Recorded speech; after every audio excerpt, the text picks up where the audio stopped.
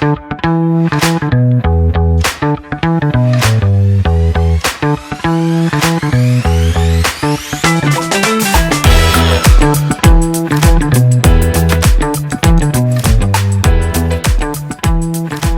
to DotLife, Dorchester's source of hyperlocal news, analysis, and commentary. We're happy to have Bill Forry from the Dorchester Reporter back with us this week. Hey, Bill. Hey, great to be back, and we're in a new space this week. Like your shirt, kind of. Kind of? What are you talking about, kind of?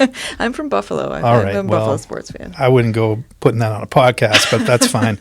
I'm obviously repping, my two teams here. Grateful Dead, Boston Celtics, and Celtics won Game 2 last night, so had to break this out. I can get behind the Dead. All right. Okay, fair enough. So what's going on this week? We got a lot going on. We'll talk about a few different stories that we have in the Reporter this week. But first of all, I want to say congrats on episode 1 that dropped, and a lot of good buzz on that. So thank you. DotLife Pod is off to a great start, and we were flattered to be part of the episode 1. And here I am for episode 2 solo. You're not getting away. Yeah, okay. Linda got away. I got to find out how she did it. But one of the stories this week that's on the front page is about the Kearney Hospital. Yeah. And I know people have been wondering what's going on. It's been 9 months since the Kearney closed its doors abruptly, facilitated in part by the Healy administration, state government.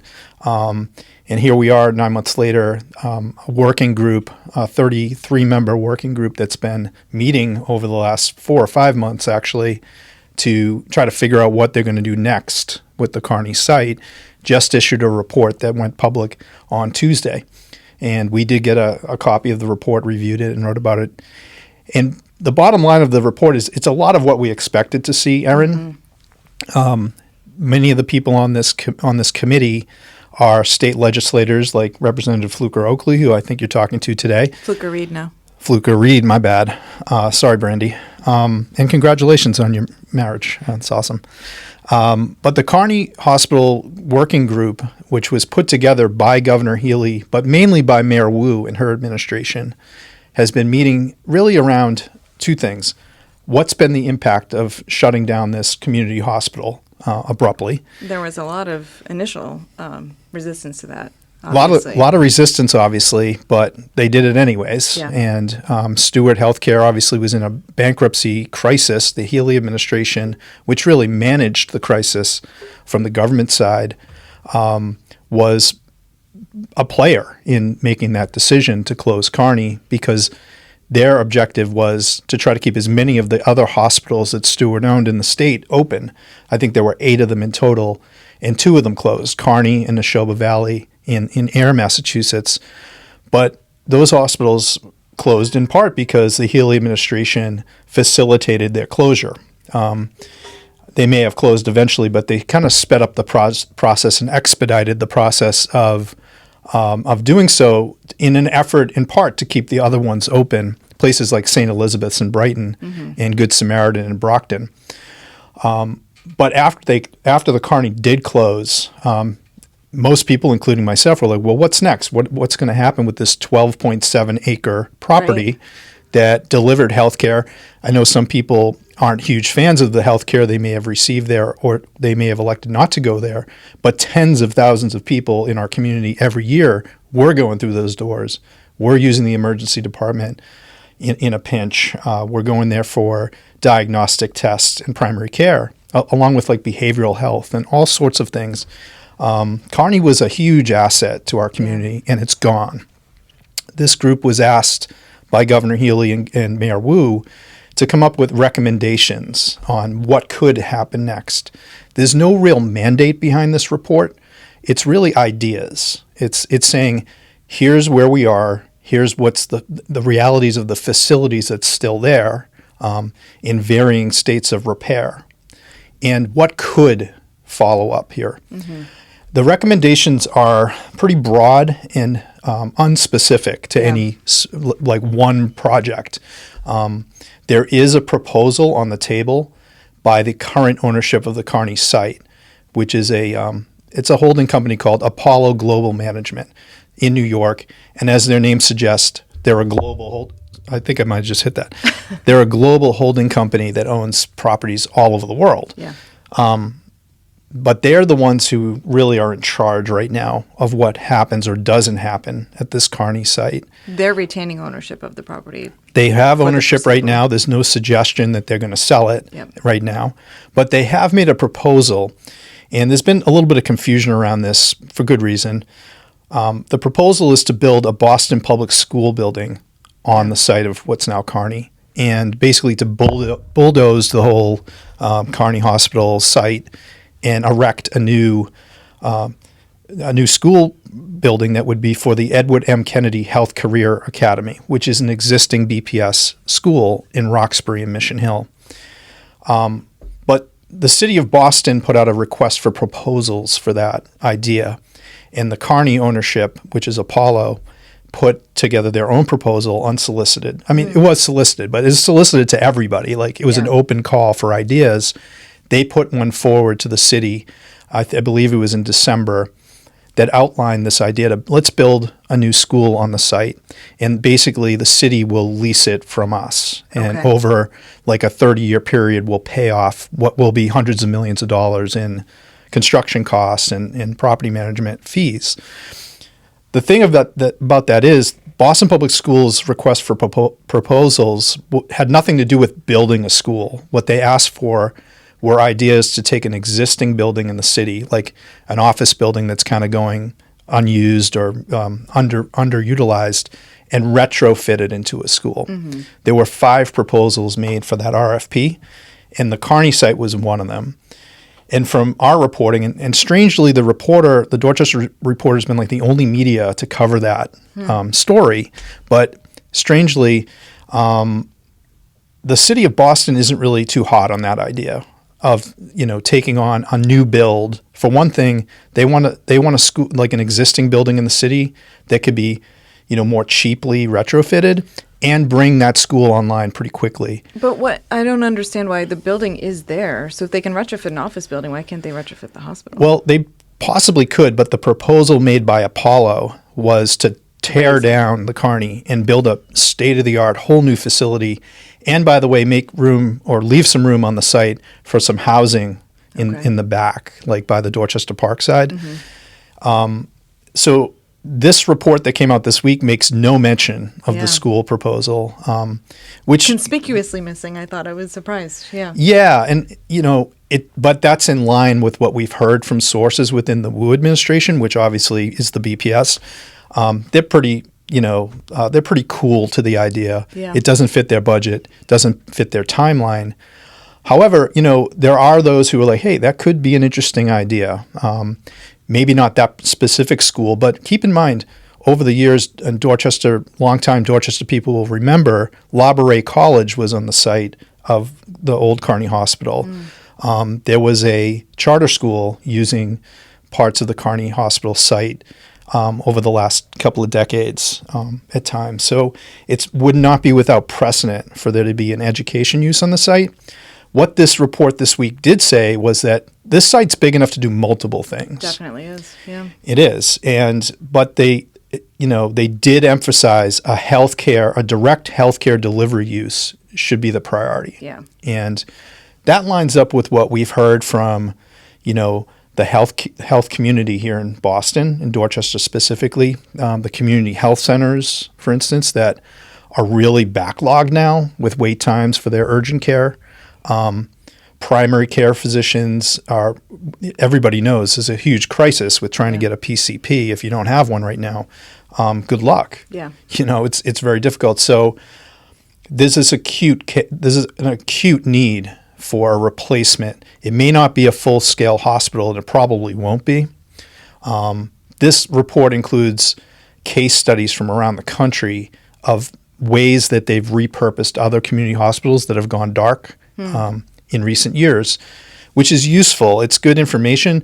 It just doesn't necessarily move the needle on what's going to happen for sure at Kearney. Nobody has those answers yet. Yeah.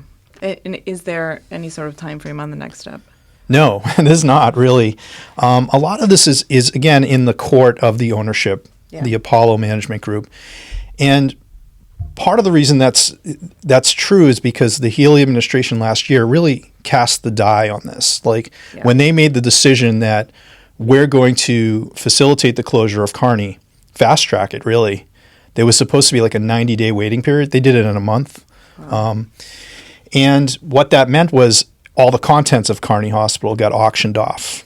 It allowed for a speedy turnover of shutting the doors, closing the public off. But it also meant that when the Healy administration made decisions like, we're going to take the property in Brighton, the St. Elizabeth's Hospital, by eminent domain, which is a dramatic step for a government to take, obviously. And yet Governor Healy would say, there's nothing we can do about Kearney, and yet they're putting tens of millions of dollars at minimum behind the St. Elizabeth's project. With Boston Medical Center being the principal player. Boston Medical Center has taken over operations at not only St. Elizabeth's, but at Good Samaritan in Brockton, a hospital in Brockton, that's great for Brockton. What about Dorchester? What about Mattapan? What about the tens of thousands of people in this part of Boston who are already underserved and have a huge health disparity gap on so many categories? That was the decision made back in July, August last year. And unfortunately for us, that's the decision we're probably going to live with for months and perhaps years to come. Yeah, that's really frustrating that there's no foreseeable next step, and I think a lot of people are frustrated by that. They should be. Yeah. People in our community really should be outraged. Yeah. And one thing I have been surprised with is sort of the lack of urgency behind most of the actions taken publicly by policymakers, elected officials, all up and down the line. And look, this is a complicated and complex problem. It didn't have an easy fix, but picking the two communities in Boston that already have the biggest health gaps and making things so much worse for the 30,000 people who were using this facility for their primary care, really, it's really inexcusable. It's the biggest failure I've seen in not only private equity and sort of private industry in Boston, in our community at least, but in government. Yeah. I would ask at the very least that they change the timing on that light. Why does the light still stay red for so long? There's nobody going in and out. Yeah, that's a good question. That's one for BTD. We'll get on that next, Aaron. The Kearney story never stops. Like every week we could write a different angle. And one of the ones we need to work on is the impact to the local economy. When you think of Lower Mills, Greater Ashmont, just the surrounding communities and all these employees that are no longer there, hundreds of people employed at Kearney that are no longer going to Pat's Pizza or, whatever restaurant or village shop there's so many different angles to this failure. Yeah. And the complete lack of urgency is just really it's disappointing. Yeah. Let's shift gears rather to the tea. We talked about the tea a little bit last week. I think we'll probably talk about the tea a lot on a regular basis. But there was a story in the Reporter this week about the Fields Corner stop specifically and some alarming, I think, infrastructure issues there. Yes and no. I think the reality is, from the naked eye of those of us who, use the T or drive on Dot Ave, whatever, walk past these bridges, which was the principal focus, they look pretty bad. Yeah. They've looked pretty bad for a while, though. And a lot of it's concrete that's like kind of chipped away or looks like it's failing. But what we found from this story, and it was done by Seth Daniel, who was our news editor, who went on the tour. They did a walking tour last Friday. Essentially, several team managers walked around with people from Fields Corner who've been saying to them for actually several years, like, hey, what's going on with the bridge? This doesn't look right. Yeah. We're not an expert here, but I don't know. It doesn't look good that pieces of concrete have fallen on the sidewalk. Or this rusted steel that we can see the sky through the, it doesn't look like it should be happening. And to their credit, these civic leaders, people like Hip Chu and Fields Corner, City Councilor John Fitzgerald, who was on this walk last Friday, have been kind of pressing the T to come out. Let's do a walk together, and you guys tell us, are we crazy? Is this right or not? Right. They're not crazy. I mean, there's deficiencies in these structures, and part of the frustration in Fields Corner is that the T station itself was only rebuilt back in the mid-1990s. Mm-hmm. It's not that old, and it still doesn't look great. There's crumbling concrete again. There's a lot of rust. It doesn't look like it's a new station. It's not that new anymore. For one thing, it's like 20 years old now. But the depreciation seemed faster than expected, right? I think that's people's verdict in Fields Corner. Yeah. And they see it every day. They use it. They're living with it. What the T did on this tour, though, was say, look, there are deficiencies, but they're not structural in nature. They're not like a safety risk to the trains, to the passengers, to the public underneath. And the T has been making fixes just in the last month, and we talked about this last week. They did make some repairs to 3 bridges, one on Dorchester Ave, one on Geneva, and one on Adams Street, to make them safer, especially for T staff who have to walk like on the catwalk around the tracks. Those things were definitely not safe.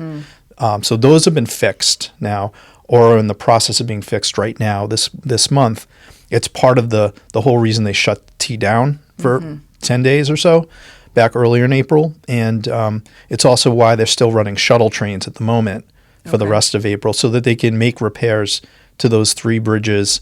I think the usefulness of that tour on Friday was to kind of restore some faith publicly that, They're not ignoring it. They're not ignoring it. They're definitely not ignoring it. And, T officials, to their credit, have been pretty transparent about why they're doing these surges. Part of it is to fix these long-time problems that people see and are worried about. And those things are definitely happening in Fields Corner right now.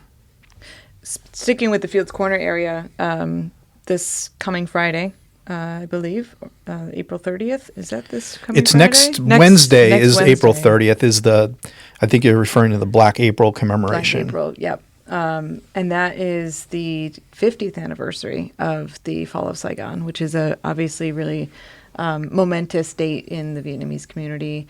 It's interesting how it coincides this year with a lot of the 250th anniversary events for the Revolutionary Wars. There's a lot of milestone military recognition this year in Boston. There's several events coming up in the next few days to commemorate this. Are you? Yeah, we have a couple of stories on page 1 of the Reporter this week. 1975, April 30th, 1975 was the day that Saigon fell, when the U.S., involvement in the Vietnam War ended with the complete withdrawal of U.S. forces, and the attempts by millions of Vietnamese, mainly South Vietnamese folks, to escape the country, or to face pretty dire consequences from essentially the forces of the North that took control, the Viet Cong, the North Vietnamese Army. In the context of Dorchester, of course, this is important because we've had several waves really, of Vietnamese refugees and immigrants who've made Dorchester their home over the last half century. So the event itself, 1975, is being used really by Vietnamese American activists here in Dorchester to commemorate, celebrate, and really kind of record the experience that their families have endured and survived, and of course been very successful here in Boston and across the U.S. But Dorchester in particular, it's the iconic Vietnamese community in the Commonwealth. We're now home to what's called Little Saigon, centered in Fields Corner. It's an official cultural district by the state of Massachusetts. We have Boston Little Saigon, which is based on Dorchester Avenue. And right now we have a very interesting project led by Tran Vu and a committee of really young Vietnamese American young adults who are artists and activists, community organizers. They're working on something called the 1975 Vietnamese Diaspora Commemoration. They're having an event this Saturday at BC High. I believe it's from 3 to 7. Thank you. You're welcome. Somebody reads the Reporter around here. That's good news. Saturday's event is both a commemorative event to mark this anniversary that's coming up next week, and it's also to kind of bring some more awareness to this project, the 1975 Memorial Project, which Tran Vu and her team are planning to install a permanent memorial in Fields Corner. They'd like to place it in Town Field. It'll be a statue, essentially, and some assorted kind of interpretive permanent memorial in Town Field or nearby. They haven't quite settled on the location, but it's an exciting project. They've been working on it for a couple of years now to engage the community, build support, raise money. I think it's more than $1 million that they have targeted to do this project. So if you're in Boston, if you're in Dorchester on Saturday and can attend the event at BC High, you can also watch it. It's going to be live streamed on their website, the 1975 Project. You can find the link at the Reporter website. And then on Sunday, there's actually another event happening at the Kennedy Library here in Dorchester. It's a film, actually, a documentary that's about the Vietnamese diaspora experience here in the U.S. and across the world, really, because it's not just about the Dorchester element, but it's obviously being hosted here. And the 1975 Project is going to be a big part of Sunday's events at the Kennedy Library. That is open to the public. It's happening at 2 p.m. It can also be watched online through the Kennedy Library website.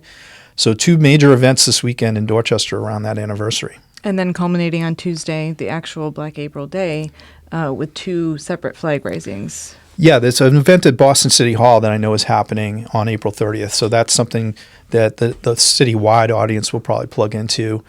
And, the other story we have on page 1 of the Reporter is related to this in a very real way. Your audience is very, very familiar with this parade. It's coming up on June 1st. And every year, as long as I've been around, the parade, the person at the head of the parade is a U.S. military veteran, a U.S.-born man or woman who served in the military. And that's true this year. Charlie Santangelo, who's a U.S. Marine Corps veteran, served in Vietnam, is 73 years old. He is the Grand Marshal of this year's parade. And today's Reporter has a photo of him accompanied by his honorary Grand Marshal, who is also a Vietnam veteran but was born in Vietnam. And I think we believe it's the first time that there's ever been a non-U.S. born, military veteran at the head of the parade. His name is Tan Nhu Pham. He's 72 years old, and he was a police officer in South Vietnam during the conflict. He once the U.S. pulled out, he was captured, he was arrested, and he served 7 years in a prison camp. Oh, wow. In Vietnam. He was a captive, essentially, of the North Vietnamese, survived it, and eventually immigrated to Boston, to Dorchester with his family in 1993. Okay. And is now living here, has a successful, a beautiful family of his own here. And he has been selected to be to join Charlie Santangelo. So it's kind of a cool thing with these two men who, and they're not close friends or anything. They know each other because they go to some of the same ceremonies every year. They met here in Boston. They have met before, but they're not super close or anything. They were brought together really by a great idea from Brianne Gore, who is the head of the Dorchester Day Parade Committee right now. Brianne is a volunteer who works all year round, really, with a group of other volunteers to make the parade happen, to raise money, to put organization to it. And it was really her idea. She came to me and a couple of other people and said, hey, we really want to make sure that the Vietnamese community is not only included because they are. I mean, anyone who goes to the parade, the Vietnamese community is a huge presence in the Dorchester Day Parade and has for decades now. But there was never a veteran at the front of the parade who was a Vietnamese-born veteran of that conflict. So this is the first time, and these gentlemen are they were allied in war back then. They're allied now, leading the parade that celebrates Dorchester's really, rich heritage and our diversity. So it's a pretty cool story. That is a really cool story, and another reason to go to the Dot Day Parade, which is June 1st this year. Sunday. It's always the first Sunday in June, Aaron. And then now we have Dorch Fest the day before. So it's a double-barreled weekend of Dorchester Day madness. We have one more story to talk about today. This is about liquor licenses. So we're talking about parades and festivities. Let's talk about booze. Yeah. We've had some already awarded to some businesses in the Mattapan, Dorchester area, but there's more to come. And just Yep. curious if you have any inside information about I was where curious. I was curious myself. This is taking a little bit longer than we thought it would to get these issued, but part of that is because this is Massachusetts and Boston isn't allowed to give liquor licenses at the snap of Mayor Wu's finger or anybody else in city government. So in fairness to the Wu administration, they've been moving this along pretty steadily.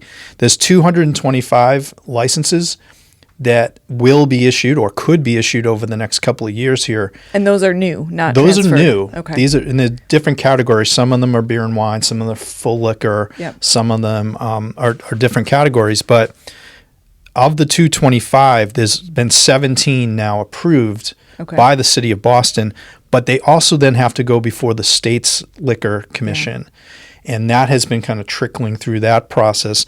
Of the ones in Dorchester that have been approved, only one has made it through both the city and the state, and that's the Family Diner, which is on Bowdoin Street. They got in kind of early in the process, and they've now been approved, so they're good to go. Great. There's a few others that are in the queue that have been approved by the city and still have to get the check off from the state alcohol board. Those are Merle's Kitchen, also on Bowdoin, Fresh Food Generation, which is on Talbot, Blue Mountain, which is a Jamaican restaurant on Blue Hill Ave. That's the only one in Mattapan so far, but that's coming online. We expect they're going to get their state approval soon. And then there's another wave behind that of city people who've applied for the city process, which include Molinari's, which is at Adams Village, and I think they already have a beer and wine. I think they're trying to get a full liquor. So I learned a lot this week in my own paper by reading Seth Daniel, who's our news editor. He wrote about this week. There's a couple of other places. Gourmet Creole, which is going to open in Codman Square, is another new applicant. So this is kind of moving through the process. I think one of the things that I've also learned reading Seth's work is that they're not getting as many applicants as they'd like from Mattapan in particular. So if you're listening to this pod and you know somebody in Mattapan who has a restaurant or might want to open one, the city's still banging that door looking for applicants. And obviously it needs to be the right fit. And people have, people like State Rep Russell Holmes have cautioned, look, we're not just looking for anybody to get a liquor license here. It needs to be the right place, needs to be the right ownership. And the community, wants something sustainable. Yeah. If it's not going to work, maybe let's not try to, force this peg in, the square peg in a round hole kind of ideal. There are existing businesses that could do it, but there are hurdles that not everyone sees, like insurance is a big deal for when you get a liquor license, you need a different layer of insurance protection. That can be an obstacle for a lot of small businesses. So things are moving. They're just, it's going to take a little bit longer than maybe people thought. It's good to see them moving, though. That's it is really encouraging. It's been a long process, so it's nice to see people getting their licenses. For sure. I think that wraps it up for this week. What's on deck for next week? We're all kind of interested in finding out when is that Greenway extension that's right there by the gas tank. That you and Linda talked about last week. Yeah. So everyone's like, it's like the weather is now perfect to be out there on the water and running around. I did see somebody on the structure today who probably shouldn't have been on there. It's not officially open at all. It's close. We're waiting for official word from DCR, which is the state agency that, is in charge of that. This is for people who are wondering, what am I talking about? This is that new, it looks like a bridge or a catwalk that's next to the gas tank when you are on Marcy Boulevard or coming off the expressway, you'll see it. And it's a new connection to get people safely on the Greenway from Tinian Beach to Marcy. What an awesome connection. It's going to be really a nice addition and a much safer one. I worry with my own kids about if they're on a bike and going on Marcy, it's not ideal to have to cross an expressway off ramp for anybody, and it's for a long time been a hazard. So it also will just open up this new vista of Dorchester Bay, everyone's favorite gas tank, and a lot of other cool things right on the water. Awesome. Anything else coming Stay up? tuned. We're excited. Next week is the first week of May, and there's lots to come up. We'll be doing some more features on the seasonal things like Memorial Day, Dorchester Day, Torch Fest, which I just posted a video. I forgot that we had a videographer there last year named Connor Nee, who did a terrific, great, 4-minute video package on Dorch Fest. So it's up right now at the .news website. Everybody should get excited about it. I think Dorch Fest is still looking for sponsorships potentially too. So if you're out there, a local business, thinking about how can you get involved and help, build community in Dorchester, there's no better event than Dorchester Day weekend. So Dorchfest.day parade, they could use some help. Let's give it to them. And we just put the first tranche of acts on the website, dorchfest.com. So if you want to see the first group who's playing, they're there, and the rest of the band should be added this week. And I'm working on the route, so things are moving. Dorchfest is coming together. You're doing a lot. It's a good time. Okay. All right. Nice job. Thank you. Thanks for coming. Great to have you as always, and we'll see you next week. Go Celts.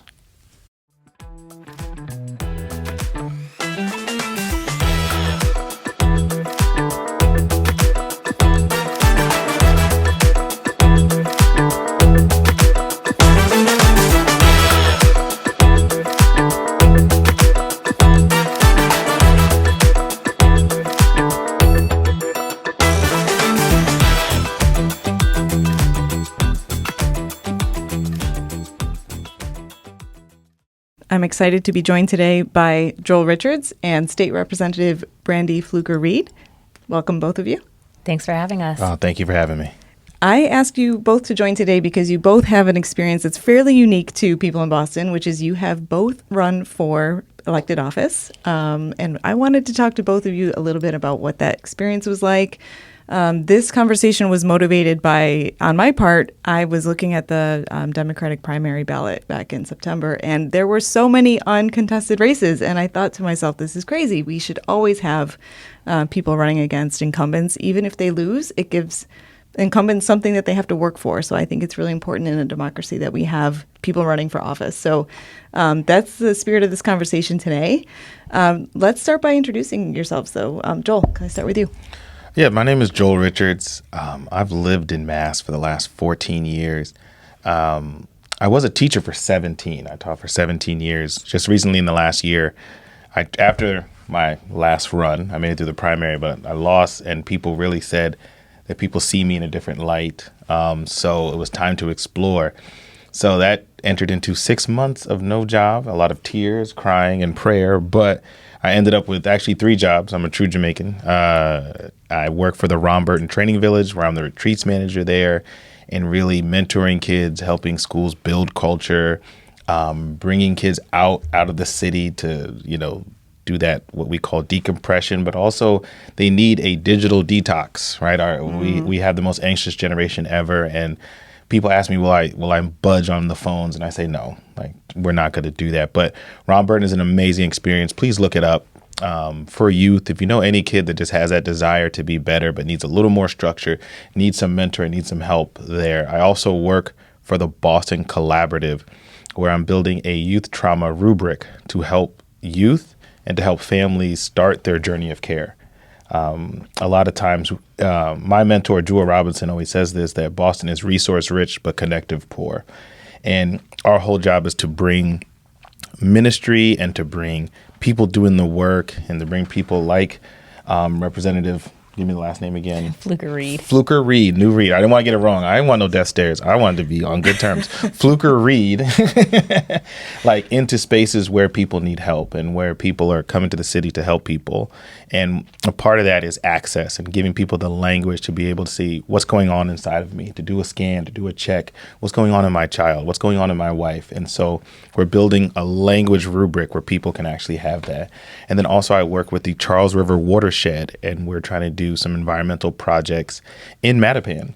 And then another project, we're trying to use our expertise to help Chez Vu do a renovation. I just learned that they have a family member has worked there since 1933, the same family. They bought the building in 91, and then their only roller skating rink in Boston and they're Black owned. So to help them to rebrand, come back even stronger, and just what they do, they're a cultural center. So those are my 3 jobs. That's what I'm doing right now. I traded in the classroom, as my kids would say, for meetings. That's all I do. You're in a meeting again, so that's what I've done. If they get rid of the 80s carpeting, I'll be very disappointed. Well, get ready to be disappointed. Brandy, can you please talk about yourself and why Joel is alluding to your last name change? Oh, gosh, this is great. Sure. Hello. Thank you again for having me today. So my name is Brandy Fluker-Reid, formerly Brandy Fluker-Oakley. I recently got married New Year's Eve. Your Jamaican brother, so don't forget the Reid. So a little bit about me. I am from Boston originally. I was born here, and I like to say I'm from Mattapan, but when I was born, they brought me to the house in Dorchester. So my first 2 years of my life were in Dorchester, and then my mom moved to Mattapan. So I have to claim both, but We'll share you. Thank you, Erin. I appreciate that. A little bit about my background. So by training, I'm a social worker, teacher, and lawyer. I've spent some time as a public defender, 3rd grade teacher, and also as a nonprofit leader and executive, doing some organizing, helping educational systems across the country, then doing trainings to help people be better managers with a focus on equity, diversity, and inclusion, which I know are bad words these days, but they weren't always.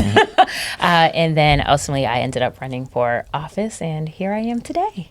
So tell us what made you decide to shift from that world to running for office. And I would imagine, you can correct me if I'm wrong, it's not something that you can do as a side gig, right? So you had to make a change. That's exactly right. And I think for me, many people know my faith is very important to me. And so I try to really think about what is it that I'm being called to do at any moment in time. And as I reflected on my life, everything I've done has always been around helping people. My mom would say I've been an advocate from the time I could talk. I organized my first protest in the 3rd grade, my second in the 5th grade. By middle school, there was no stopping me. She was definitely called to the principal's office many a time because of my, what I like to call civil disobedience. Good trouble. In the making, very good trouble. And so when I learned about this opportunity to run for office, I wasn't looking for it. My predecessor had decided to not seek re-election. Someone who was in the political world and had known my work previously in the city of Boston thought of me and gave me a call. At the time, I was living my best life with my best friend for her birthday. We were in Amsterdam, and this is like my best friend from kindergarten, so literally since '88. And we're just in the hotel, kikiing, cackling, talking about everything and nothing. This person usually text messages me. So when I saw them calling me, I said, oh, this is different. Curious. Like, what's going on? Picked up the phone, and they just launched into the fact that Cullinane wasn't seeking re-election. It's going to be an open seat. They thought I'd be great for it. Told me all the reasons why. And I was like, I'm on vacation.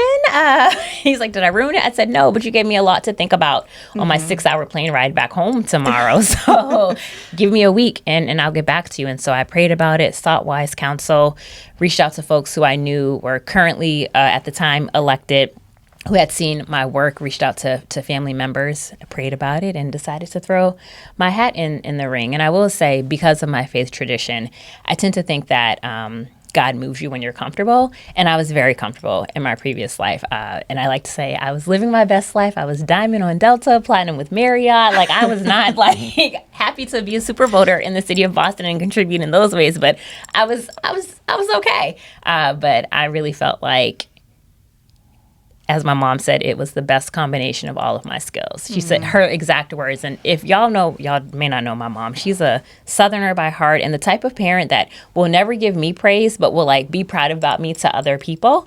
And so I've never really gotten verbal affirmation or accolades from her. And I remember got back from Amsterdam. My sister was with my mom because she had eye surgery, and I said, listen, family meeting, like when I get back from the airport, we got to talk. And I told them about the call, and my mom just looked at me straight face and said, everything you've done has primed you for this moment. And coming from her, that was like the highest praise. I said, okay. Let's do it. All right, here we are. So that's my story. Nice. And Joel, you also, I believe, ran for an open seat. Frank Baker had retired. Is that right? No, I ran for an open seat in District 4, but in District 3, he was still there. He was the incumbent. Got it. Yes, I ran for an open seat the first time. Very similar. I was not thinking about it. It was not on my radar. But I had done, I always say through what is it? Through your suffering becomes your ministry, right? And so, justice became a huge part of education. I started my work in private schools where kids had all their resources in Atlanta, right? And so very much moving through that. But actually what inspired me to go into urban teaching, I visited a friend from Spelman here in Boston. In her program, she said there were no other Black students in the program. And I felt like, and this is before I was saved, I just felt like, no, we got to change that, right? Like this is something that has to change. And so I was like, I think I'm gonna jump into urban teaching. I'm gonna go get my master's in urban education. I'm gonna get into these schools, and we're gonna learn how to read. We're gonna learn how to do this. I'm gonna empower you to go on and like pursue higher education, right? And to show you that we can do it. I have a master. I'm gonna tell them I have a master's. You can get one too. I'm no different from you. And fast forward to coming to Boston, to getting into the Boston Teachers Union, to doing actions for students, and that's one thing I liked about my union in particular. It wasn't just all about our benefits and our medical. It was about like, no, Haitian students aren't getting the services they need. Our Hispanic students aren't getting the services they need. So let's rally around each other, our collective, and actually do actions for them, actually write letters. And I became the chair of Black Lives Matter at school to fight for counselors in the school because I just was tired of playing pseudo social worker. I wanted someone like Brandy to come in and be able, I can call you Brandy. Yes. Okay. Thank you. I wanted someone like Brandy to be able to come in and actually provide the resources, provide the counseling, and advocate. And we have social workers. We have 2 social workers in most schools, or 1, and no one is like, I don't like my social worker. Everyone says I love my social worker. So that's the kind of justice work I was always doing. So when I got a call similar, it was like, no, District 4. Andrea Campbell just, is going to hire, going on where we've seen her trajectory. She was like, I'm going to do something else from this seat. It's open. You should run for it. And I was like, I don't see that at all. I don't think people see me like that. I think people see me more just like an advocate, a mouthpiece, just someone who, when something is wrong. But I did the same thing. I called all my mentors and they were like, no, this is what you need to do. And so I jumped in. I didn't make it through the primary at that time. So I thought all of that was over. I thought, I tried, I did my thing. People were like, you did a valiant effort, but you lost. And, I went back to teaching, went back to my advocacy work, went back to, all of that, and writing on behalf of students and writing on behalf of teachers. I felt very empowered just doing that. I always said I was a part-time revolutionary, right? Full-time teacher and dad and husband. And so, but then I got redistricted into District 3, right? Okay. And I didn't have anything to do with that. I'm just living my life. And then it wasn't just one phone call. It was the amount of phone calls. But I was like, there's an incumbent there. And like, similar to what you said before, everyone was like, it's time for a change. The redistricting shows it's time for a change. And went to I always try to outsmart God. I was like, I'm just go to my mentors. They'll say no. They'll say, don't run against. And I called all and they were like, nah, it's time. It's time. Like, it's time, like you said, it's democracy. It's time to challenge that person. It's time to make them step up. Like you've been there for a long time. And, I took a deep breath. And like you said, when you're very similar, when you're comfortable, I'm a tenured teacher by now. I have positions in the union. I'm like, I'm moving forward. We bought a triple decker. Like, I'm like, let's just, right? But it's like, no, like, this is the time that you're called to do this, right? And I feel like the trajectory of that changed a lot. Just going into a second election, there's a lot of doubt, like, oh, am I going to lose again? Am I going to feel stupid again? And then everyone who kept jumping in after I jumped in was like richer than me and I had more money. And it was just like, oh, and like, things kept mounting up, but the support kept coming in, right? The phone calls kept going. And, I feel like I know my neighborhood really well. I door knocked 7 days a week. I talked to everyone I could. I knocked on every door. And I made it through the primary, which I was very happy with. It was a big moment for me to make it that far through because I've heard all the percentages, but it was just a journey of like people seeing you, like you suggested, or like you said, like people seeing you, people understanding what you've been doing, and like all of your work coming together. And people are like, no, this is your next step. This is like become full time in this, fight for justice, become full time in your advocacy, and that's how I felt about that. Yeah. You both mentioned kind of having issues that were front and center for you, Joel. I know it was justice for you in education. Brandy, was there any one particular issue that you felt like you were passionate about that drove you? or all the issues? It's interesting you say that. So I've always been passionate about educational issues, which is where I kind of got my start in organizing policy and advocacy, especially being a classroom teacher. I was a school social worker, so like seen it from all lenses, if you will. And I think when the opportunity presented itself for me to run for office, it was what I call early pandemic. So it's 2020 and we're in Amsterdam, and this is when it's like, oh, well, it's only in this country in Europe, or it's only here. And at this point, I'm flying for work, and I'm saying to myself, yeah, but planes go everywhere. Like, they don't just stay in one country. They literally go everywhere. And I will never forget, decided to run in late February of 2020 and had the whole game plan of like the door knocking, the grocery store. I ride the T in public transit. So like going to the train stations, getting signatures, letting people meet me face to face and get to know me. And then within 2 weeks, total shutdown.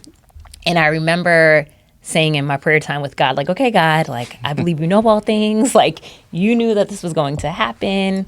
What does that mean for me? And I shared the fact that it was early pandemic is because while education has always been like my preeminent issue that I cared about, in my previous role, what I loved about being able to train managers is we worked with progressive nonprofits all across in various issue areas. So environment, transportation, housing, criminal legal reform. And there are other issues I was passionate about. So I felt like I was kind of touching those issues by helping these managers be better supervisors and leaders of their work.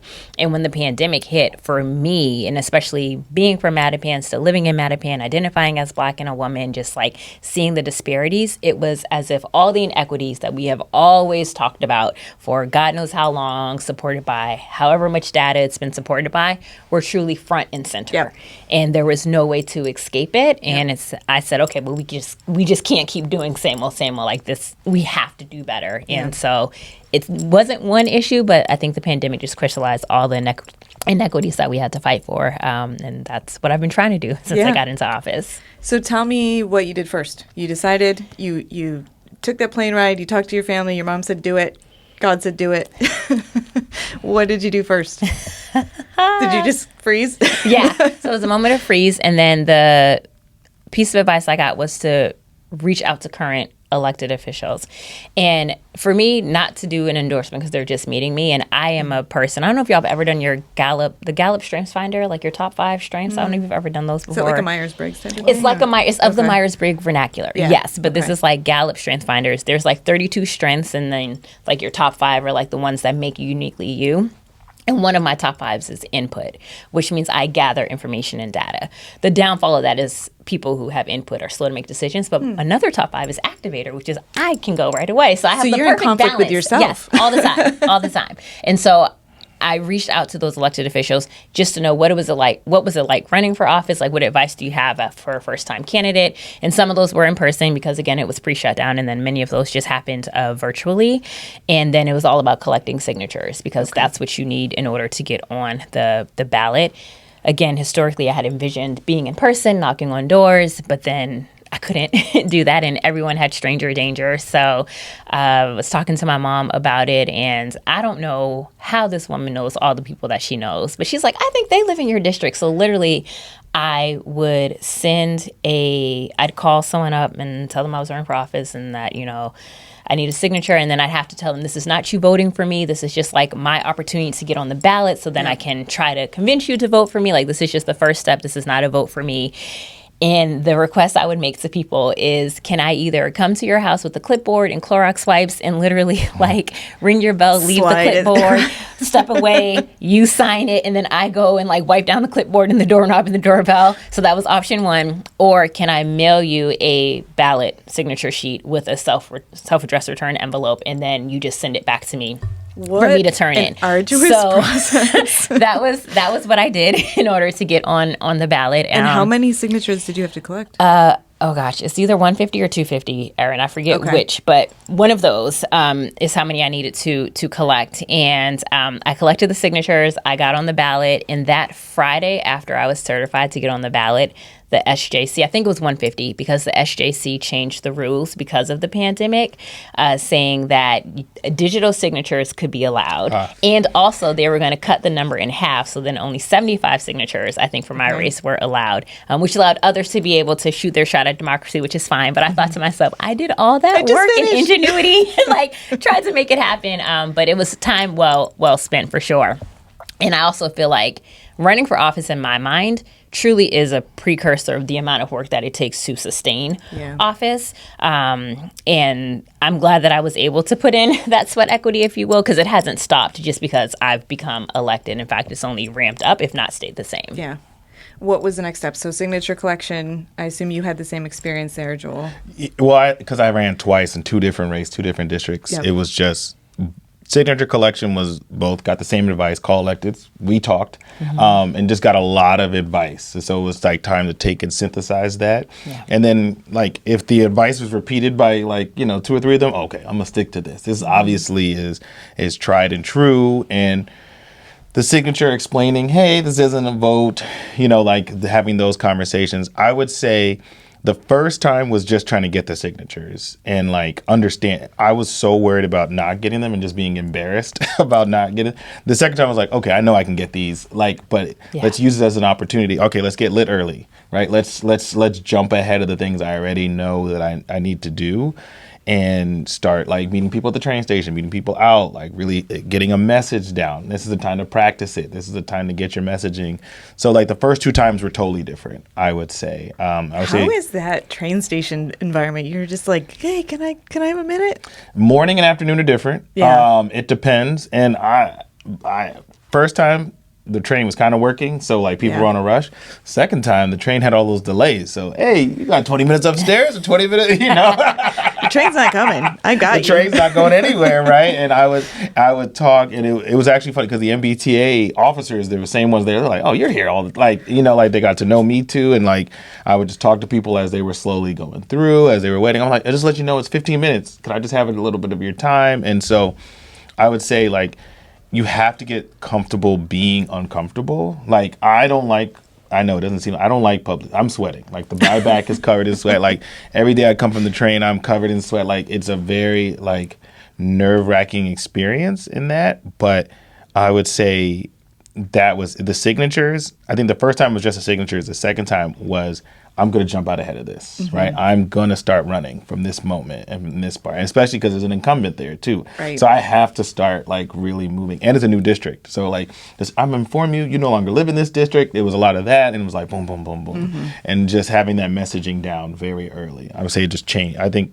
it was just different in those 2 categories. And I would just add, so for me, after finally getting the signatures and getting on the ballot, it was, okay, now how do I introduce myself to people when I literally cannot go talk to people, which is a completely different environment. You're not running into them organically. You had to create. That's exactly right. Yeah. So I did a ton of phone banking. I used to joke, I felt like I worked for MCI, which is also dating myself. But I remember back in the day they had the MCI. Okay, you're not from here, neither. Never mind. This is maybe for my Dorchester people, y'all who are like Boston locals might know that I'm not trying to shame you. I'm just like, y'all aren't with me in this story. So back in the day, there was a company, MCI, and they would have like headphone headsets like we do now that have the mic. And like, it was the commercial like, oh, this is MCI. How may I help you? And like, literally, that's what I felt phone banking. I was just like, hello, how are you? Like, literally, like 10 to 12 hours of nonstop calls, and which was kind of helpful because I'm a pacer when I talk on the phone, so I got in tons of steps, which I wasn't necessarily anticipating, so that was a value add. And then really getting my message out, which means that I had to send a lot of mailers to people's homes because, again, I could not go to their homes, which means that I had to fundraise a ton of money because mailers and paper and stamps are expensive. Yeah. Postage, really, once you're doing bulk orders like that. So it was really nonstop.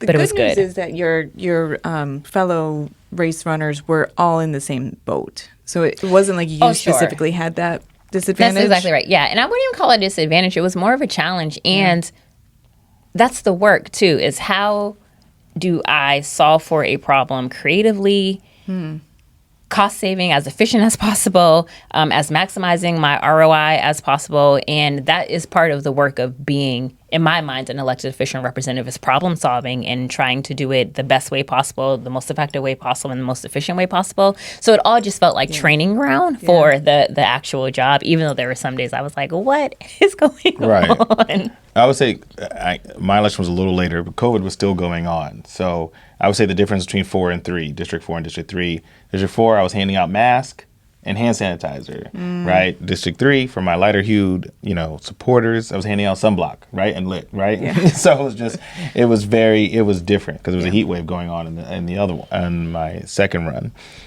So I would say that too, like just, adjusting. Wearing a mask and be like, can I take it off? Right? Do you want the mask on?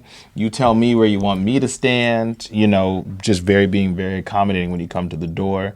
This is giving me so much PTSD right now. Just remembering what really, this was like. That time, really, right? Yeah. I saw one of people knitting me masks all the time. Like that was, or people giving me masks. Like I have a custom mask. I was like, yeah, sure, at your door. Yeah.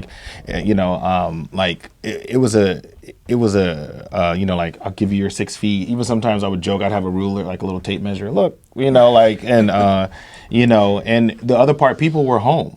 Yeah. Right. And because of the pandemic. So that was kind of an advantage. You would knock and you would see and you would meet people and they're like, I'm on a Zoom meeting. I'm like, I was paying attention to you. Give me 10 minutes of your time. Right. Put yourself on mute and come over here. Come on. What, they going to fire you? Who are they going to find? Right. Like. So once you guys got into it, I can't imagine the grind of a typical campaign week. Like, how many hours were you campaigning? Were you also still working a day job? You had families, presumably. Like, how did you balance all of that?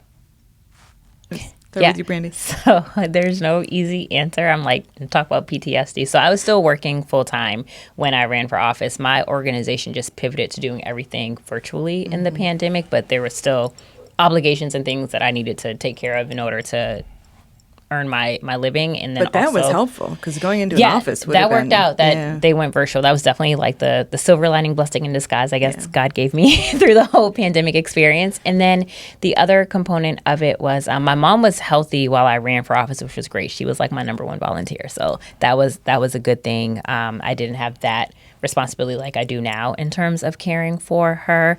But I can't understate, overstate, emphasize getting your name out there when people don't know, because I had never run for office before. So it's not like people knew me per se, like had seen that name on the ballot.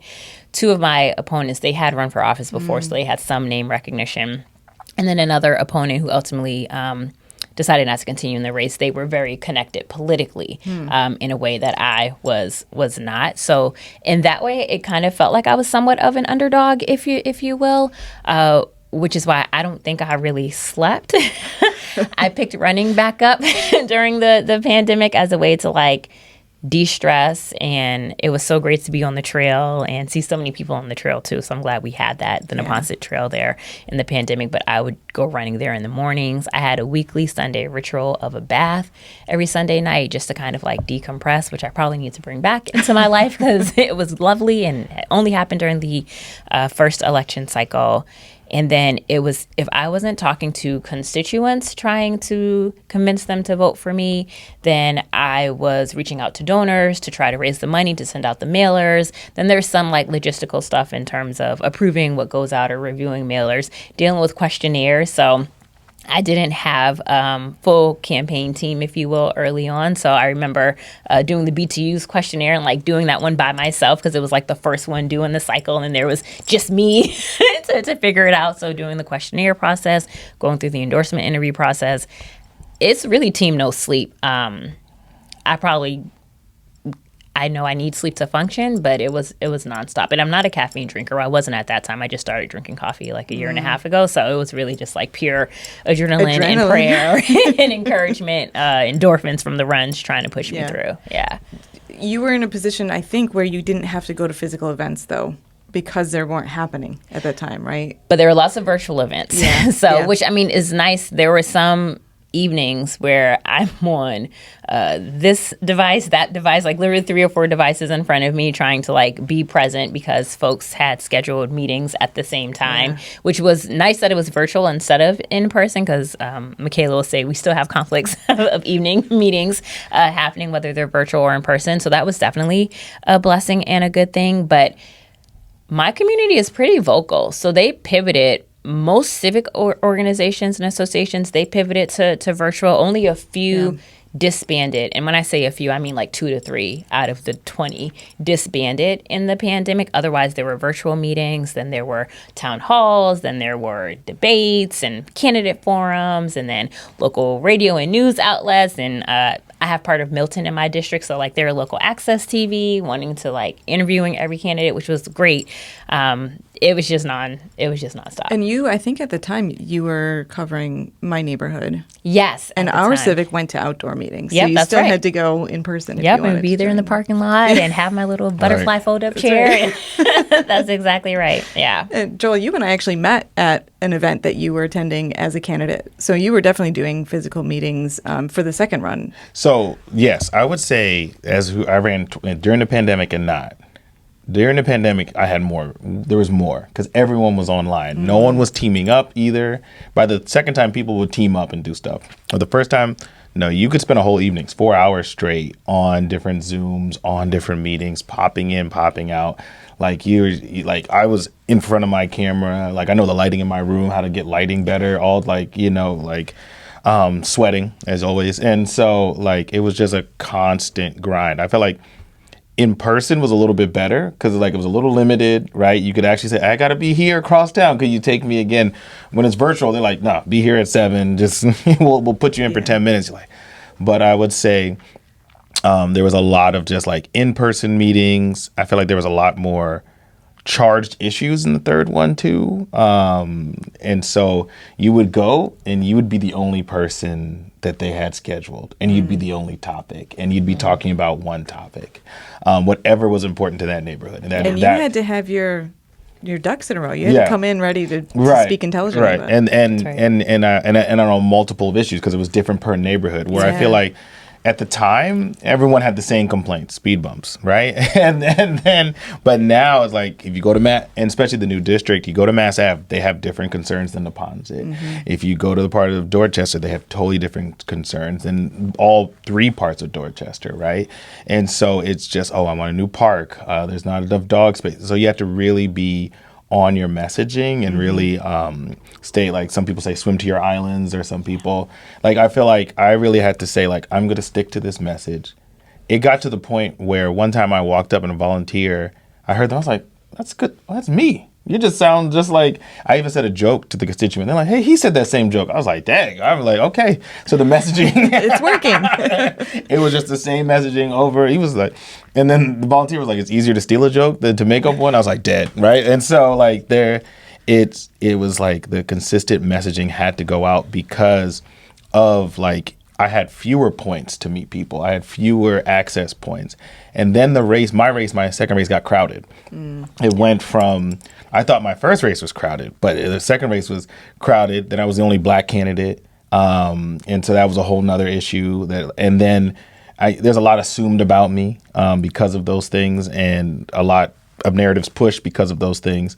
But I would say staying on message, making sure God is pleased with how I'm acting, how I'm representing myself, how I'm talking about my other candidates, right? I don't want to go down that road where I could say negative things, but I'm not here for that. I'm here to do the work. I'm here to bring justice to this neighborhood. I'm here to make better schools, right? Our Morrissey Boulevard, our roads, all of that is overcrowded, and our air quality is bad. You go back to COVID. That's why we were most susceptible to adverse reactions to COVID, because of our air quality. Like staying on message, staying focused, staying on these things. And I feel like that was honed in the first run. Like I realized I can't have too many messages, right? But when you come to me, you know what I'm going to talk about already. Like someone will be like, I think one thing, I don't know if your experience, when people pretend they don't know you, like when you go to the door and they act like, oh, who are you? And stuff like that. And then you give them, like, oh, I wanted to see if you were going to really stick to your messaging. Okay, yeah. Like, I was like, oh, man. Yeah. You talk about the other folks in the race. One of the things I noticed about you, Joel, is that at the event I met you at, there were others in that race in attendance, and you all were so cordial to each other. You were also, it was not an adversarial relationship, which I think actually made a good impression on me. I'm not sure if it did others in the room, but I think that's notable that whoever can best serve this district is the right person, and you're not holding grudges or upset about, well, he's here or she's here, and none of that behavior. Yeah, I never really saw other people as not saying like I didn't see them as competition. I wanted to win. Yeah, like of course. I wanted to win, but I never saw it as like I'm coming after somebody. I'm saying this is a time and a place where I feel like God opened the door. I'm walking through it. I'm going to do the things that I know are true to my character, true to the character that God developed in me, right? And I'm going to stick to that, right? And so, like, I have no animosity towards you. Even if you did say something about me, like, it's just not. I'm not going to go down that road because that's what you want in the end, anyways, right? So I don't want you to have any reason to dislike me, anyways, right? Like, I want it to be like, oh, okay, I met him. He's actually who he says he is. Yeah. I'm actually what I'm presenting. And you also never know what the future may hold. Maybe you'll be working with that person at some point down the road, or you might be in office in another capacity and have to have a relationship. So it's a really good practice to not create enemies. What surprises did you both encounter during the campaign that you were like, whoa, I did not see this coming? I would say the fundraising. Oh. You saw that coming? Yeah. I used to be an executive director, though. That's right. That's right. Paper does not grow on trees. Right. I'm a lowly teacher. I'm used to just being broke, like. So they're like, I need how much to do how much? Well, stamps are that expensive. Can't I just walk it around and put it in their box? Like, like I'm there anyways, right? And so I would say that, like, the grind of that, like, that just takes hours and hours of your time. And, like, I called, like, my old high school football coach, right? But I say the best part is I have caught up with everyone I've ever known. I've caught up. I mean, like, even talking to my old football coach, he's like, you have kids? Like, just like, like, talking like that. And I would say also, I had a baby in the second campaign. Wow. Yeah, August. Congrats. Yes. So I have a almost 2-year-old. He'll be 2 in August. My kids are in order. My oldest is in June, my middle's in July, and my youngest is in August. Nice. Teachers have babies in the summer. And so, and I would say that was like, the rallying of support, just my wife being amazing through that and being like, not like, like, oh, you got to go out and knock, I know this is what we've signed up for this together. Mm-hmm. I would think the level of support. I remember someone told me, I can't remember which politician told me this. It was like, what you'll be most shocked about is the support you get. It'll be from people you don't expect. It'll be from people you never met before. You just never know where it's going to come. I think I told you that. It might be. Because that's my biggest takeaway. I didn't want to give it to you just because you were here. No, but I was I'm pretty because sure. Yeah. No, that was my biggest. When you asked the question, I'm like, who showed up and like talk about like folks from the woodwork. So I went to Early Childhood Center in BPS.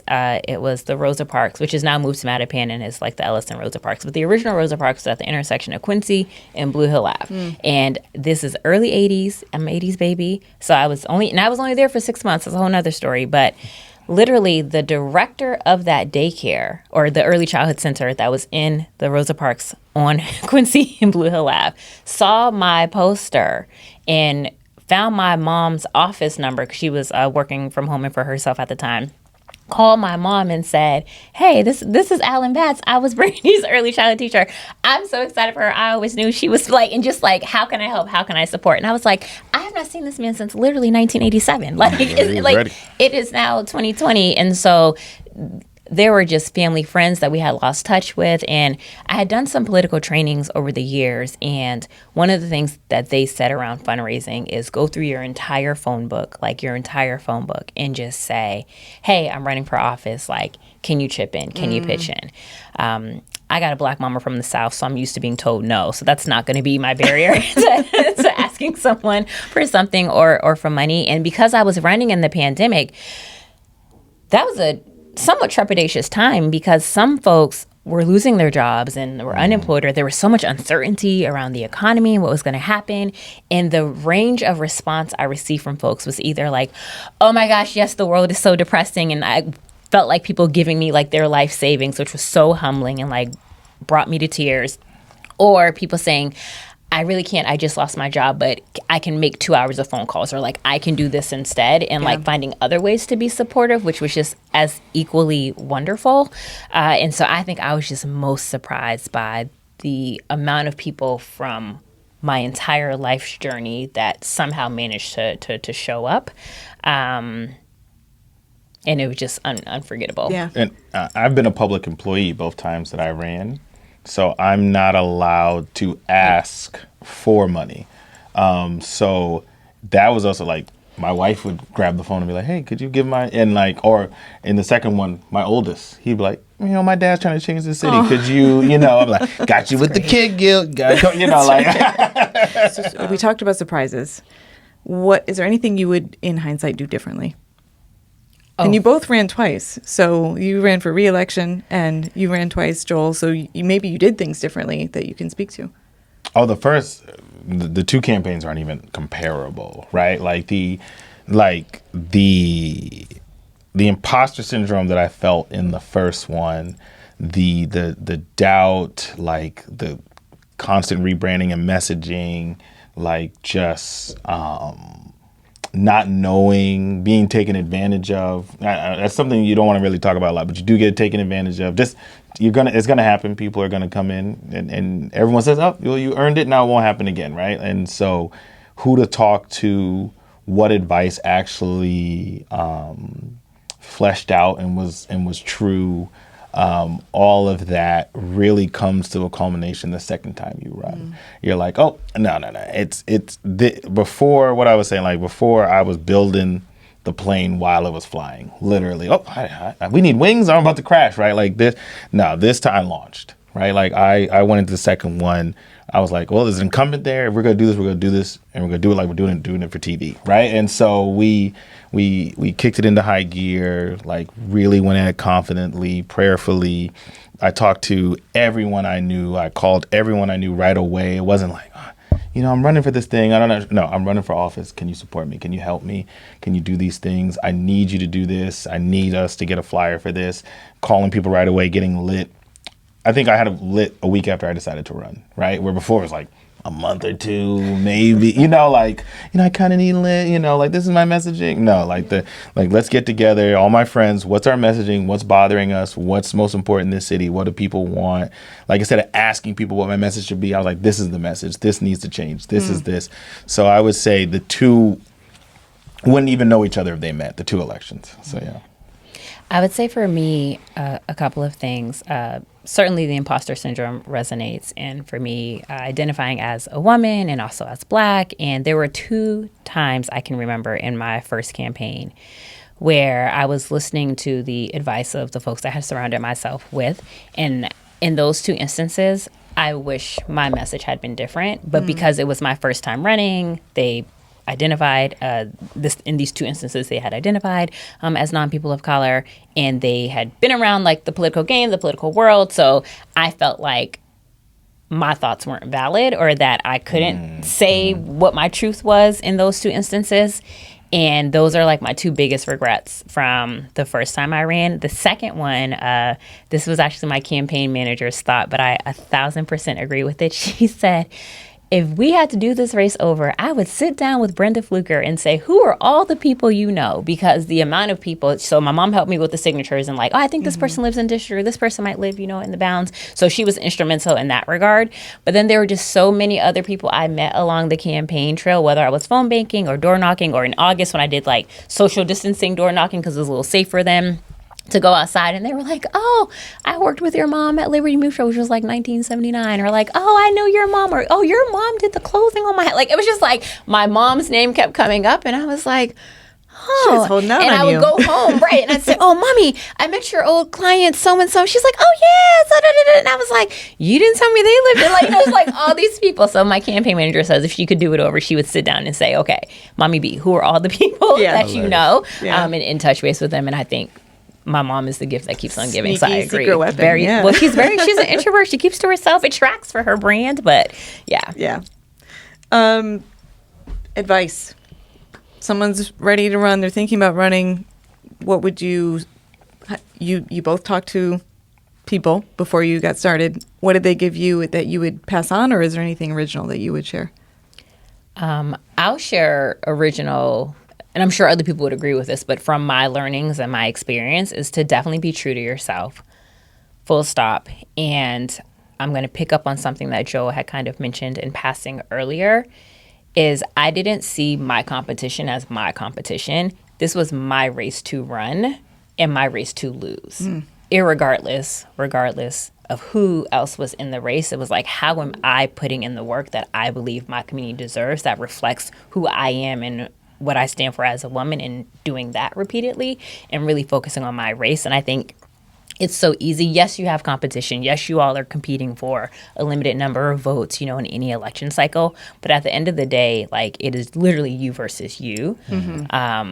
It's not being beat. It's not winning. Yeah. Right. Yeah. And even so, I remember it was maybe 7 to 10 days out before election. One of my mom's friends that we had lost touch with hosted a fundraiser. She was a teacher but retired, so it was all above board. Hosted a fundraiser in her backyard, and they had reconnected after decades of losing touch. And I remember I'm in AKA, so we have little line sister chat. And I remember texting some of my line sisters, and I said, if I don't win this race, God's will has already been done, just in terms of the relationships that were restored and renewed, both for myself and my mom throughout the process. So it was one of those things where it's I've already won, regardless if I win. Yeah, there is absolutely no losing, even if I lost the race of being state rep itself. I would say, get ready. If you're not already, get ready to fall in love with your city even deeper.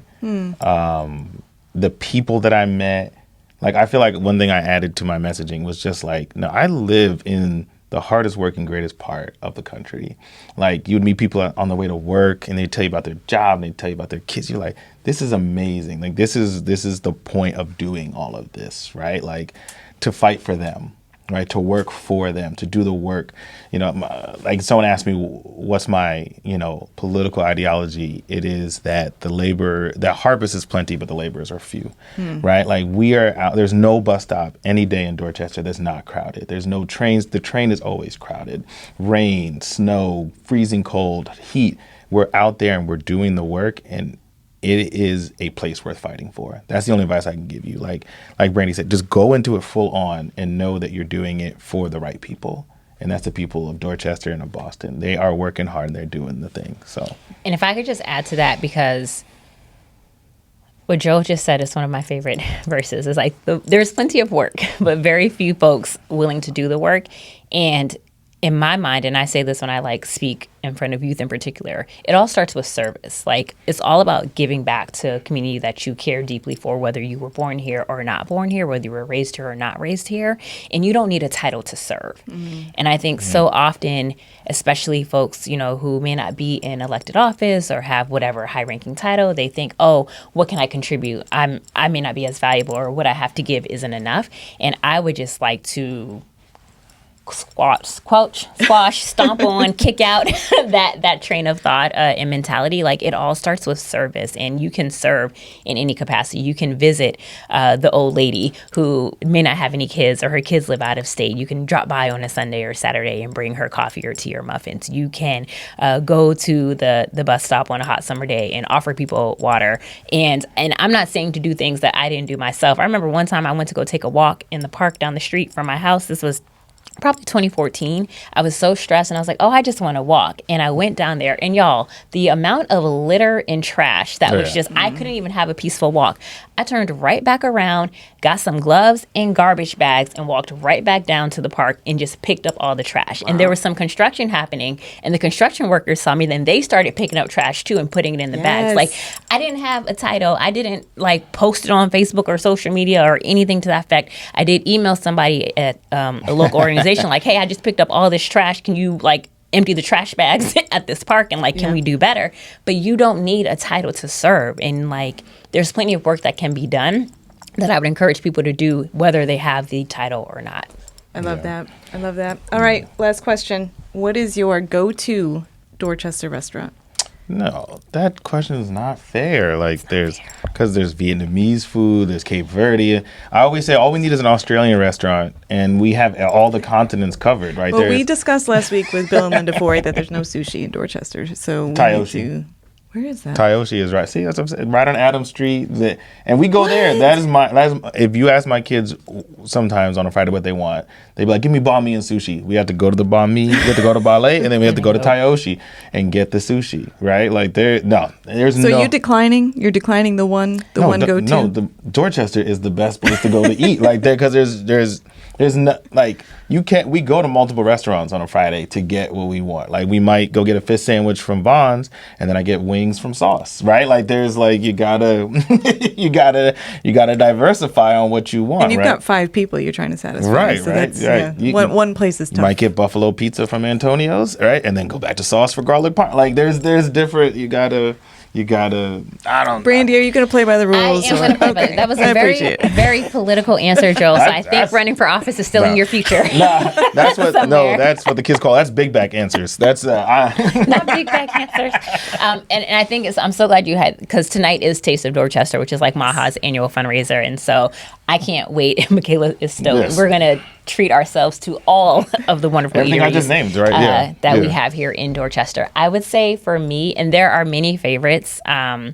I'm a big fan of Yellow Door. That's also where I met my husband, randomly at Yellow Door. So I have to give Yellow Door some love because Yes. I may not have met him if they didn't exist. So, you know, there's that. And of course, I love Tavolo because, I mean, it's just right there. And it's good food, good service at both places. And for the record, I stop by every other restaurant in between those, whether it's Pat's Pizza, Lower Mills Tavern, the Bower That's what I'm Free. saying. Like, I don't know. no how you- shortage of food. I don't know. How you, like you can go to only one. You can go Like- to only one Jamaican, eat oxtail, and then go get drinks at Tavolo. Like this the best Well, city. and my husband loves Murrell's, which isn't in the 12th Suffolk. So all those that I just named are in the 12th, but Murrell's is in the 5th Suffolk and Rep Murrell's district. But Yes. loves Murrell's kitchen. Like I mean, it just the food is plenty. But well, I say my go-to in a clutch when it's like, oh crap, I didn't cook. Like we need Yeah. to eat. There's nothing thawed. 9 times out of 10 is probably going to be Tavolo or Yellow Door. Yellow Door. Okay. Yeah, or Tavolo. But my mom loves the meatball at Tavolo. So it's like, oh, well, does she need dinner? Okay, let's pick up ours at Yellow Door, then go get the meatball at Tavolo. Everybody's doing the Bring it to her. multi-stops. It's a real thing. It is a It's real thing. Like there's like if you want like same thing. Sometimes you got to be healthy with the kids, right? So you can't, Right. So you got to go to Lambert's, right? You got to go yeah, to Lambert's. Lambert's. I was You there got to get a yesterday. salad. You got to, you might get a slither of the calzone. Keep that smaller. Bring that knife more forward, right? Like get a little bit, right? So I think. That's just not a fair question. You can, if you ask downtown, you ask somewhere else, then you can pick your favorite. But in Dorchester, I think that's All right, that's I will awesome. take that feedback. Maybe I'll revise that for the next episode. But Brandy and Joel, thank you both so much. I hope that this inspired some folks to think about running for office. And thank you both for the work that you've done. At the very least, they'll go get sushi at Tayoshi. All right, when we come back, we will have a Tiny Dot concert.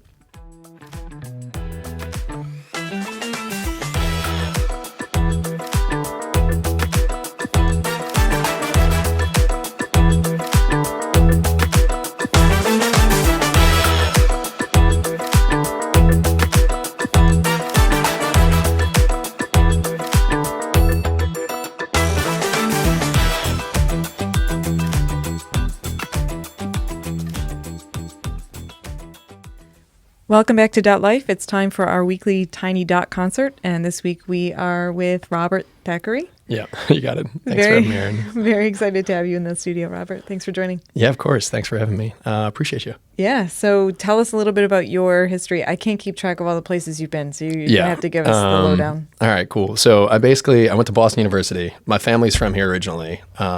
My great-grandfather was the head of Brookline Bank. Wow. Which back- is now a weed dispensary? That one? Probably, I think Okay. so. Yeah, I was like right where the Trader Joe's is Yeah. in Coolidge Corner there. Yeah, I was like, that was years ago. He was the historian at the country club there. Oh, wow. Yeah. So my grandparents I grew up coming here a lot, but grew up in Connecticut and then moved back up for school, went to Boston University. I was doing the acting thing for a while in New York. And then the pandemic happened. Not great for actors. Not great for actors. And the agency I was with at the time was like, goodbye. You're not currently working, and we don't really care about anyone else that's not working right now. But I had to sort of reevaluate my life. So every summer, we basically spent the summer in Canada. in Nova Scotia, where busking is like a big thing. It's for those of people that don't know what busking is, it's basically like street performing for, I don't know, pocket change or money and anything like that. So I went there my freshman year before transferring to BU, and started doing that up there. Was that Halifax or? Halifax, Okay. yeah. It's very like seafaring. It's like connected to England and Scotland and Ireland, which I feel like has big busking culture there. And so when I came back, I was like, maybe I'll start doing this more.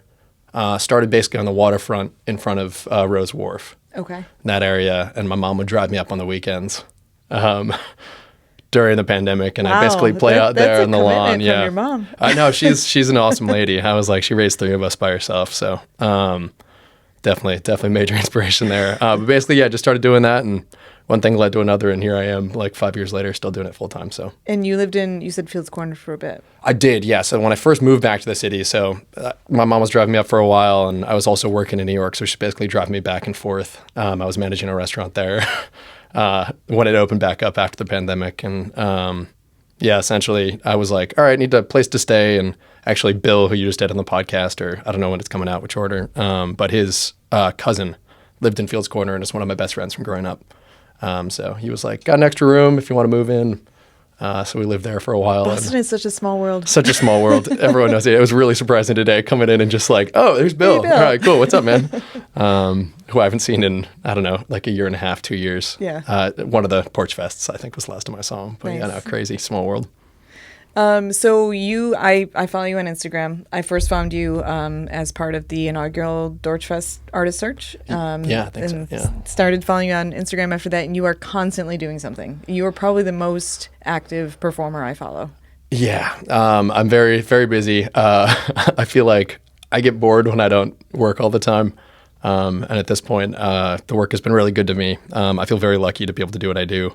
I know a lot of people like starting out. I always find in the acting world, I think the biggest issue, if I could go back, I think the issue I had when I graduated school is I wasn't doing everything constantly.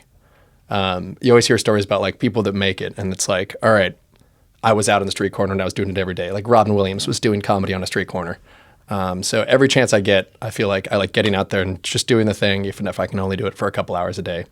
And you never know who you're going to meet, and it's sort of open doors for me here. So your style is folk? I don't even know. I don't think I don't know have. either. So I feel like a fraud a bit because I don't really have a background in music. It's just sort of, I like playing what I like. I don't know.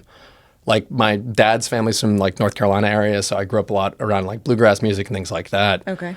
And my mom's more like on the northern side, so it's like sea shanties and You definitely things have like some that. shanty inspiration. Definitely, yeah. So like the Irish roots is definitely there. I'm definitely like a token American Irish bar guy here for sure at this point. But yeah, I don't know. I can't really pin it down. I would say, yeah, like folk, Americana, maybe. Yeah, I think that's good. Country. Canadiana. Yeah. Canadiana. Yeah, I love a little Canadiana. Yeah, that's good.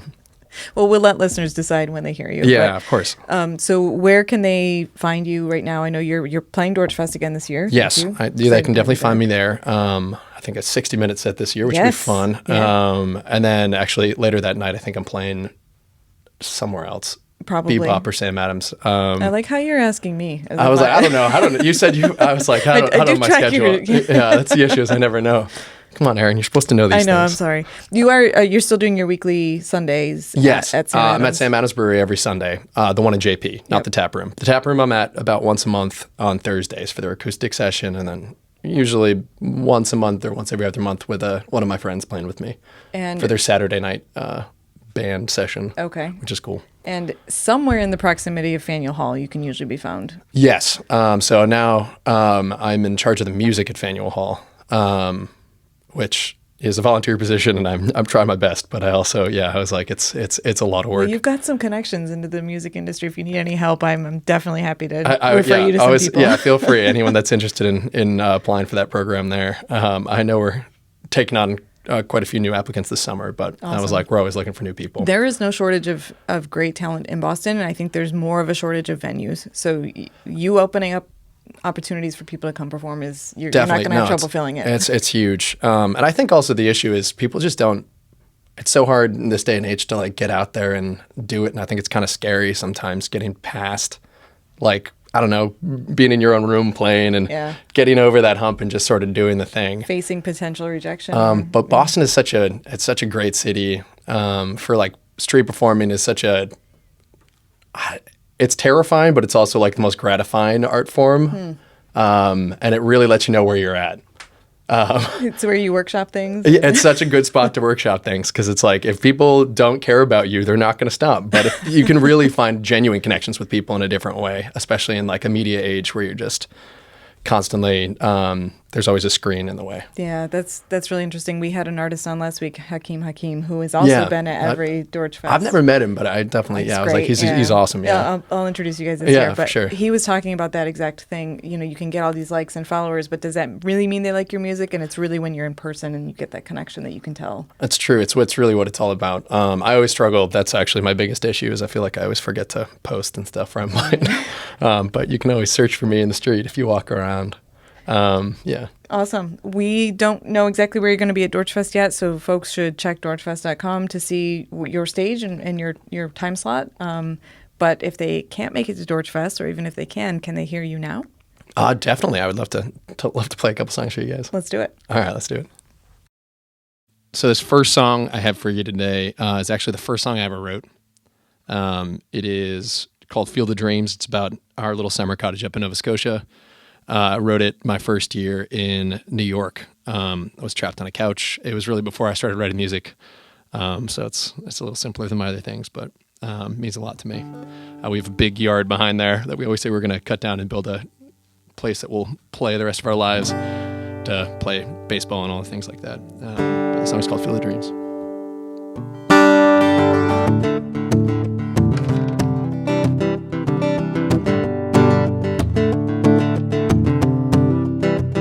So we'll build a field of dreams, play forever under those beams of our big old red barn, with the swallows and that car. And we'll laugh and we'll play till the winds of fall chase the summer away, singing la da da da, singing la da da da. Another year, feeling good and we're finally here. Nothing ever seems to change. Getting bigger, getting older, but no one ever told you that those summers never last. So we'll build a field of dreams, play forever under those beams of our big old red barn, with the swallows and that car. And we'll laugh and we'll play until the winds of fall chase the summer away, singing la da da da.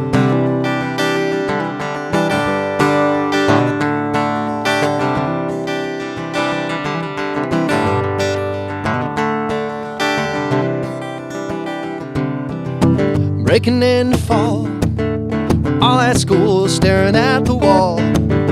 Hope that summer gets here soon.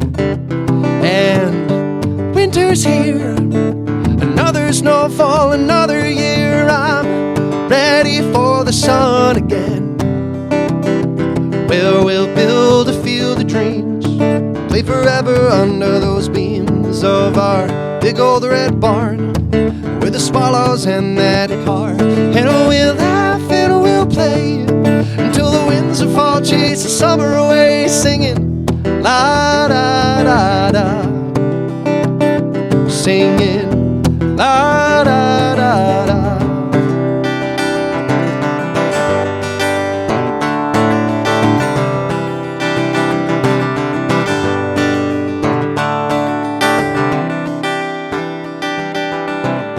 While you're gone or away, remember summers by that bay. Remember singing, remember laughter, remember all those actors. Those summers never change. So we'll build a field of dreams, we'll play forever under those beams of our little old white house, with the swallows and that mouse. And we'll laugh and we'll play until the winds of fall chase the summer away, singing Nothing ever has to change. Nothing ever has to change. La da da da. La da da da.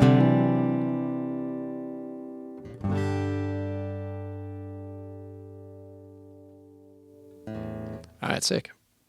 This next one is a song I actually just wrote. I've never played it before. A buddy of mine, I just found out from growing up, passed away from a drug overdose. He lived a really hard life, but it's one of those things. He's one of the coolest dudes I've ever met in my entire life. Very unique person. He moved away when we were in like 6th grade, but just a really special dude. So I was sitting in the park and wrote this one out west. It doesn't really have a name yet, but hopefully it goes okay.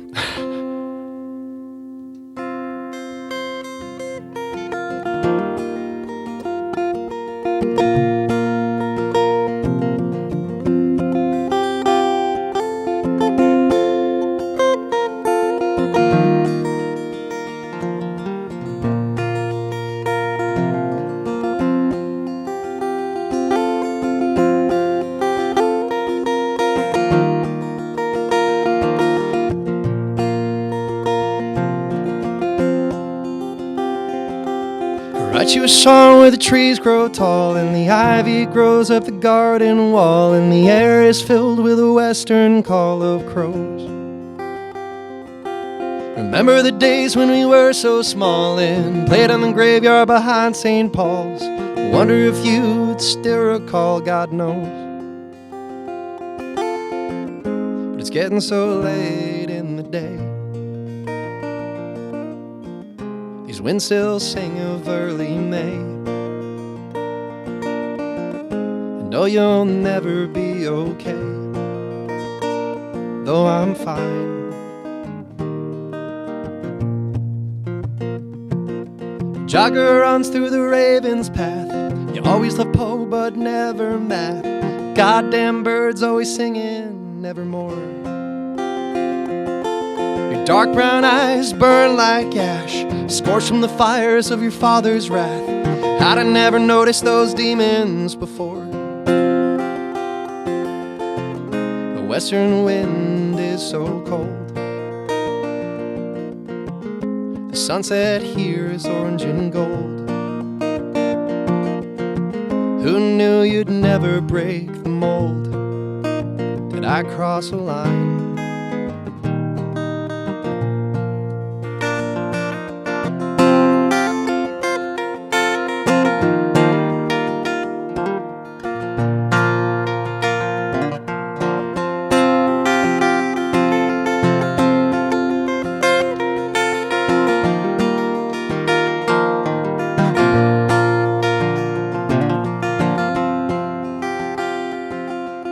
Grow still and the birds sing on. They whisper tunes in western songs. I'm sorry things turned so wrong for you.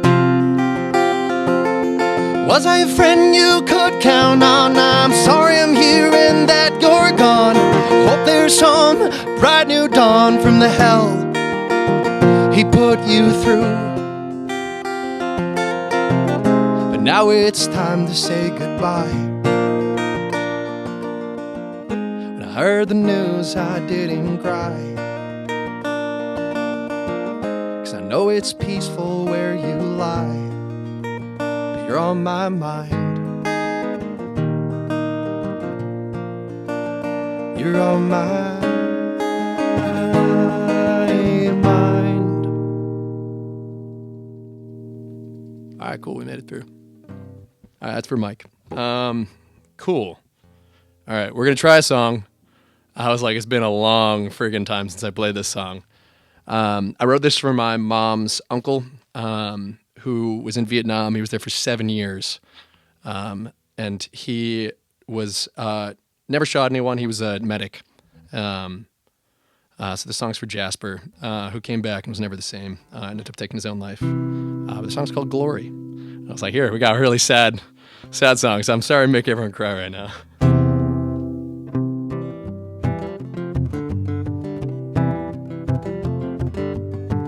Some dreams are meant to lie, some dreams may never die.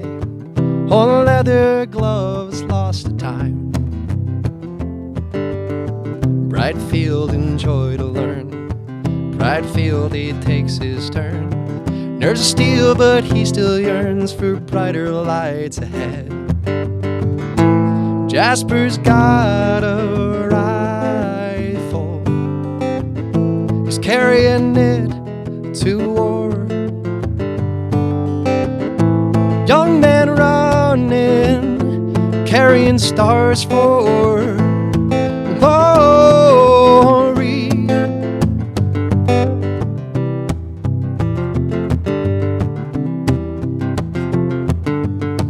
Long night he walks alone, lost in thoughts of home. Hard thumbs as heat crackles in his mind. Jasper's got a rifle. He brought it home from the war. Young man struggling, carrying stars for glory. Where have they gone, my daughters? Where's she gone, my wife? Where have they gone, my brothers? Where has it gone, my life? Jasper's got a rifle. He brought it home from the war. Young men dying, draped in stars for glory.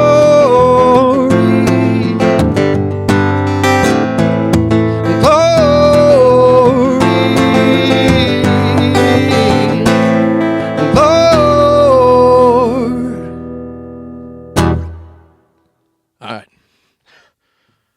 All right. I'd like to end with one last song. This is for my mom. She's a really special lady. She raised me and my three sisters by herself.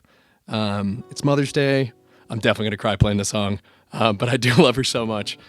She's an awesome woman. So this song's called My Heart Will Always Welcome You Home. She's always there for me no matter what. So this is for you, Mom.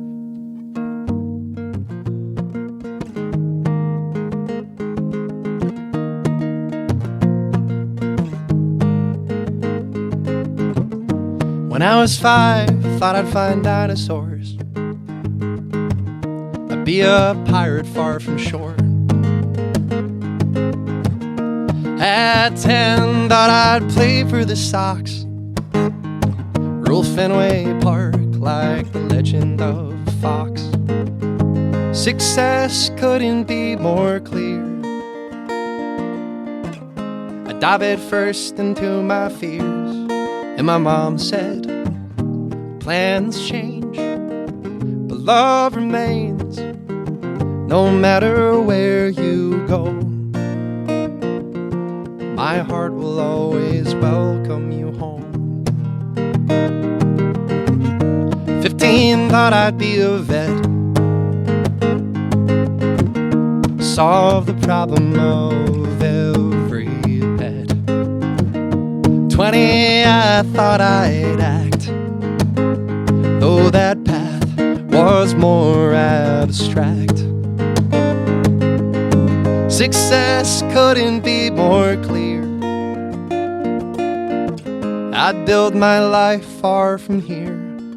And my mom said, plans change, but love remains, no matter where you go. My heart will always welcome you home.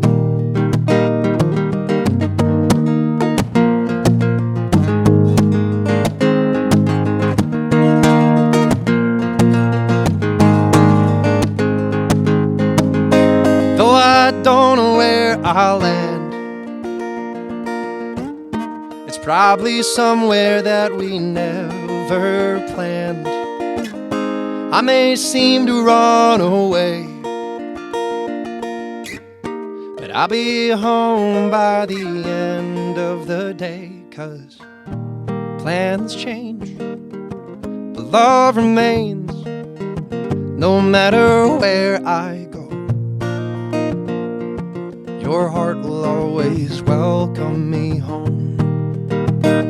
'Cause plans change, but love remains no matter where I go. Your heart will always welcome me home. Your heart will always welcome me home. Your heart will always welcome me home. Love you, Mom. Thanks for having me, guys. Appreciate you.